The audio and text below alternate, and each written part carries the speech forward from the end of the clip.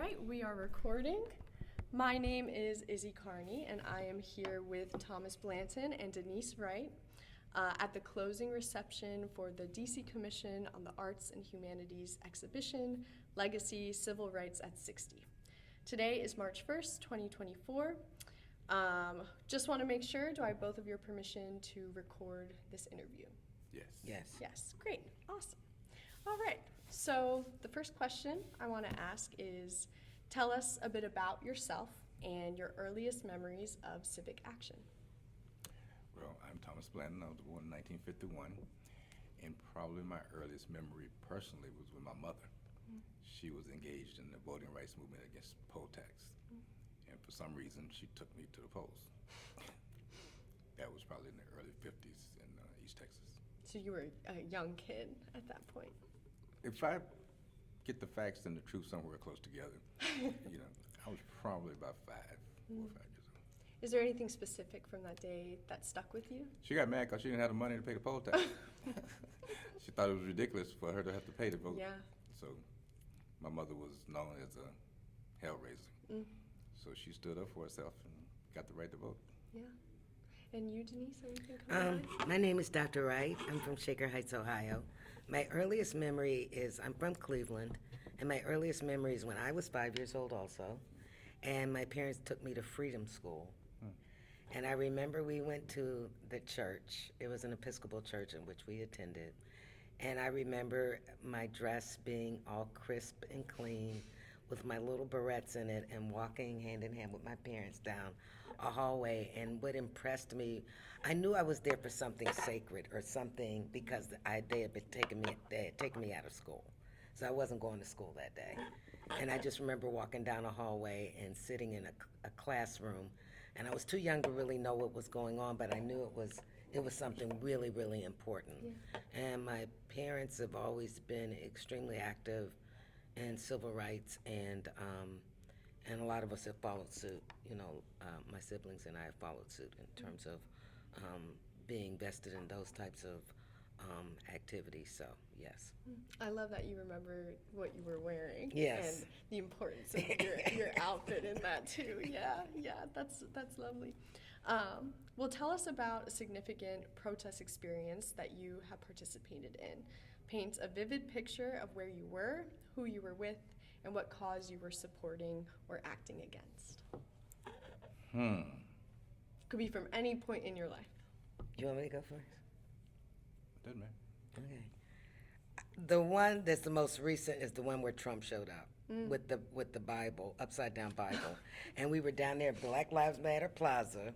And I remember that I remember going to the protest, and there were all these tanks on the street. And I was like, what is going on? And all these uniformed people. And I'm like, I know I had been listening and watching the news, but I think I missed that memo with all the uniformed people and the tanks, and I'm like, what the heck is going on? But anyway, went down there to the plaza.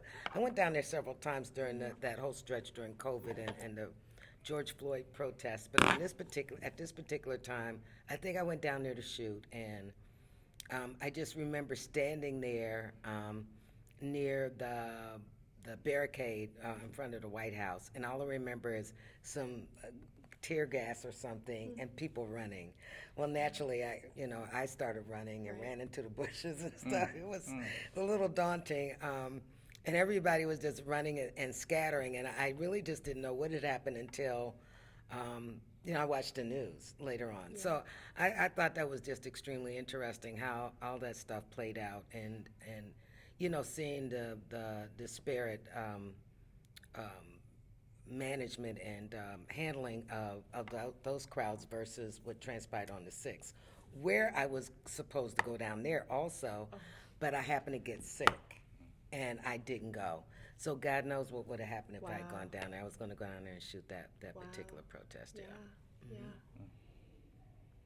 Well, on November the 3rd, 1979, 5 members of the Communist Workers' Party got killed in Greensboro, North Carolina. I was a member of the Communist Workers' Party in Houston. So we decided to bury them the next week. So we organized a caravan from Houston to go to Greensboro funeral. on the way to the funeral, probably in South Carolina, we got chased by 20, 30 members of the Klan in their cars, and they chased me off the freeway. For some reason, I went into a side road, and I got out of the car, and I looked at the man who was looking at me, and we both decided it wasn't our day to die. So I got back in the car, he got back in the car. I went on to Greensboro, and we participated in about, I don't know, 5,000 to 10,000 people funeral session, and I was still packing a gun. But it was my responsibility to monitor the media on my side of the procession. So one of the media people decided to point out to the police that I had a gun. So the police decided to assist me in carrying my body. They picked me up. I went into a kind of balloon caravan kind of thing, and the gun fell out, and the police carried me away to the, this is cutting this story short. Yeah, I bet. They carried me away to the jail, where I was interviewed by the FBI. We had decided that if something like that happened, that we would give them the names of the 5 that had gotten killed. So when they asked me my name, I forgot the name of the 5. So I said, well, wait a minute, I get right back to you. And the FBI was like, you're a smart ass, we're gonna throw you in jail. So they took me off to jail. I spent the night and a half in my cell. They put other people in the cells together, but they put me in the cell by myself. But since we were in a section where we could see each other, I started singing. So I sung the international, Amen, and some other songs. I knew that we would eventually get out, and so a friend of mine knew that I was there. Because we were using different names, they couldn't find me. So my friend, who is a friend now, she lives here, she knew that I was in there, so she got me out.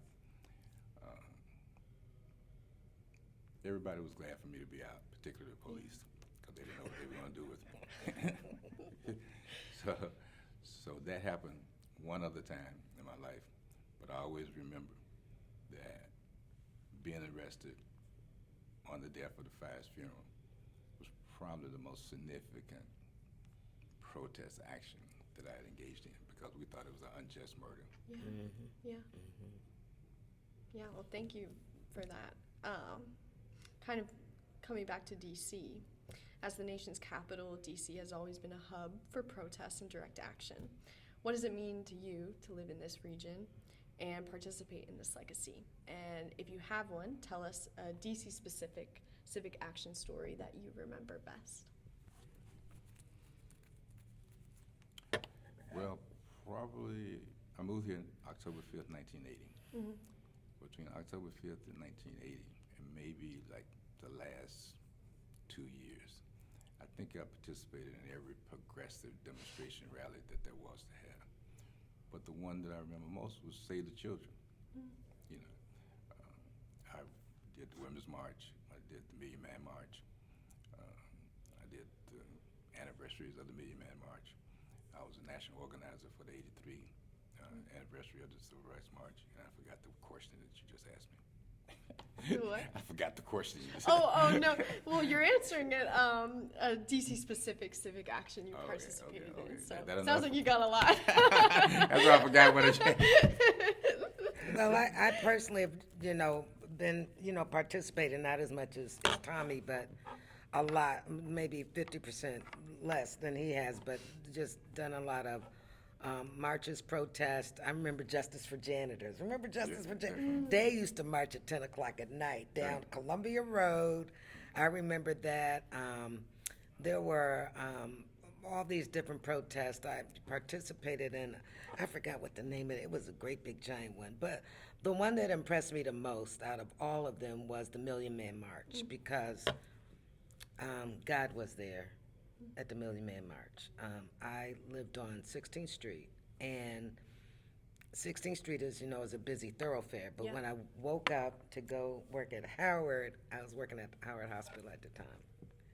And I just remember waking up and getting dressed and going to work, and there were no cars on the road. And there was a presence there that was akin to just spiritual. And I went down to shoot like later on that day, but it was such a magnificent and blessed event. It was just beautiful. So that's the one that really impressed me the most. Yeah. Yeah, well, I think that's a good segue to my next question, what is a moment of joy you've experienced in a civic action, and what has been one of the most challenging moments for you in any civic action? Well, I guess he did the challenging. I guess I did the joy. I don't know what your joy is. Your joy is what?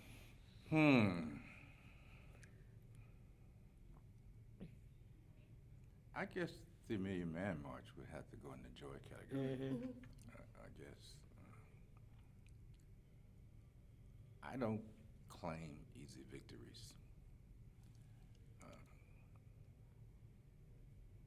And like she said, the Million Man March, we left my house at 4 o'clock in the morning. I live on P Street. The 5 or 10 of us that gathered in my house. And so we were down there about 4:30, 5 o'clock. We went back and brought about 1,500 students from Howard. And we went back to the neighborhood again and brought about 100 students from Dunbar High School. So we come down the hill into the mall. And so the kids from the high school were just amazed, but they were Witnessing. that was a first for them. But they were just embraced, by the brothers that were there, So that whole experience of getting down there, we came down from Howard. They came down Georgia Avenue, 7th Street. From Dunbar, we came down 4th Street, and coming into the mall, going back to the morning, you could hear the foot beat of people coming from RFK Stadium. Because again, it was like 4 or 5 o'clock in the morning, and it was just boom, boom, boom. And it was silence. And remember, they had told us that nobody was going to show up. So we really didn't know. Those of us who were not core organizers, we didn't know that all those buses and stuff were out there. But you could just hear it. So again, I lose the question. No. The amazing part, I never got to see from the Capitol that way. But at 2 o'clock, I was like about 7th Street looking that way. And it was all full of brothers, on both sides. And back where we were in rows. So you could like walk between them, And it was just like, this is something special, Yeah, it was a beautiful thing. Yeah, sounds like a lot of hope in that moment too. Yeah. Well, yeah, but again, It wasn't. I was seeing people that I had been in struggles with. Yeah. From people in Houston, because by that time I was in D.C. But the people in Houston who knew when Carl got killed, you're gonna make me cry. And people in Greensboro, 5 got killed. Come on, baby. And so when you see people, when you see people that you've been struggling with all these years, and we think we're gonna do this again, but right now we got this. So I stopped. Yeah. No, So I think it's less about hope, but more or less about, because that's what's shored us up for the past 400 years. Right. Has been hope and a sense of optimism and a subconscious knowing that we're connected to this planet and we deserve the right to be here. And I just think it's more or less the shoring up and the coming together to amass a certain kind of energy so that we can survive. And that's what it really amounts to. It's what it really amounts to. Yeah. When you think toward the future of civil rights, what comes to mind? And what issues or questions do you imagine this next generation will be shaped by? You want to go ahead and answer that? Or I talk about being a human and human rights. And I went to a Black History program the day before yesterday, and they actually have 30 human rights that I didn't know that we had. I don't, yeah, and they've all been violated. I didn't get the book, because I didn't necessarily want to have stuff at that point, But at least somebody has spelled them out, and it's clear that we don't have them, those Right. human rights.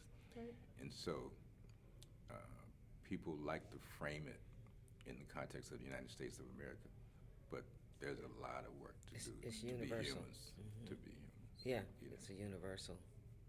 I think a lot of it has to do with, my big concern is the dumbing down of America.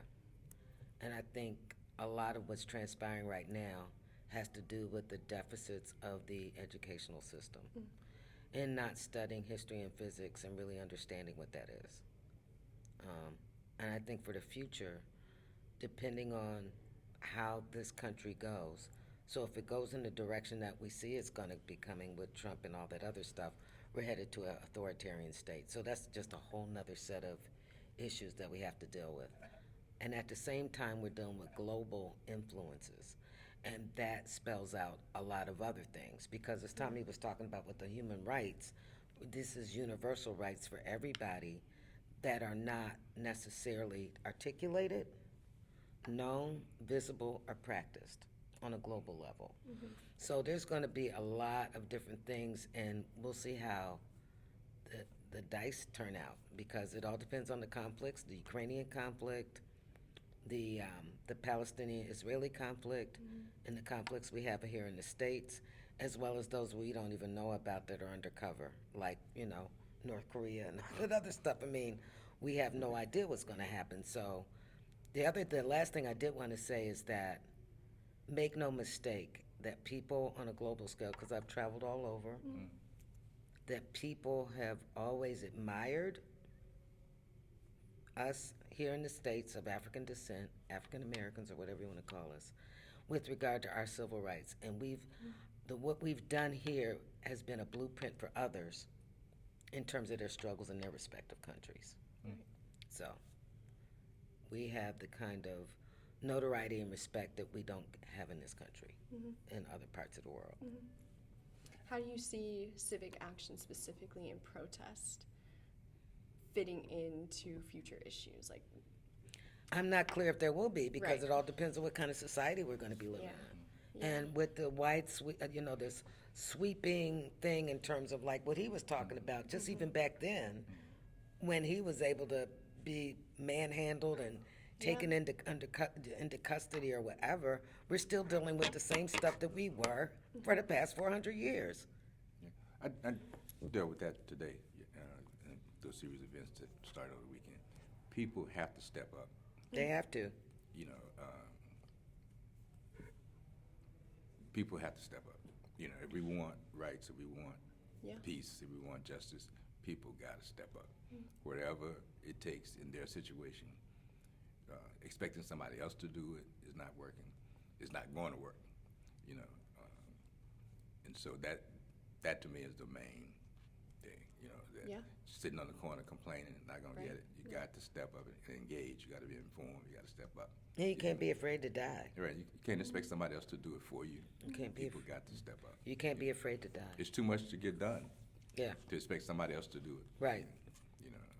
I I was doing stuff in my desk, and I just decided to write down everything I was engaged in. I ran out of paper. I was like on the edge of the envelope and stuff, because it's just too much. It's too much.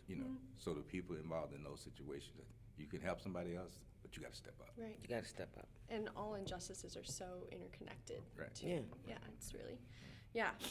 Well, we're past time, but is there anything else you'd like to add? Any part of your legacy you'd like to mention and have recorded? No, just to pay homage to my parents and my ancestors for all the work that they did, and the stuff that they went through and how they paved the way for all of us to be where we are today. I guess that's true for me, but you know, I also have grandchildren. I have children and grandchildren.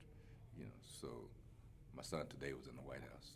You know, and so when he sent me that, I was like, "You better represent." I thought he was on the Hill when he first sent me the picture. You know, and then it turned out he was in the White House. I said, "You better represent even more if you're in the White House," because the unit of government that he's working with, they're very much engaged internationally right now. You know, I don't ask what he does. You know, I'm like, you better do the right thing. Yeah. You know? So, and then our grandchildren, they're doing papers. My daughter took my granddaughter to every black monument that she could find in the district in the course of Black History Month. You know, and they took pictures in front of those monuments and stuff. So my granddaughter's 8 years old. So she told. So can you imagine her telling people in the future, my mother did this for me? Yeah. You know? Yeah. And then proud of her mother doing that, you know, for her. You know, so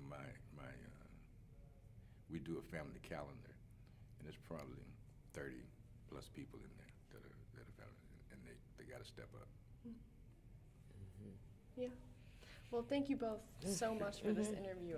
We Yeah. really appreciate it. I And- just thought, you know, he's No, I'm glad. yeah, I'm Yeah. glad he was here. He's getting into stuff. Well, I about know, it all but the you had time. some valuable stuff, so I'm glad you showed up. Yeah, no, me too.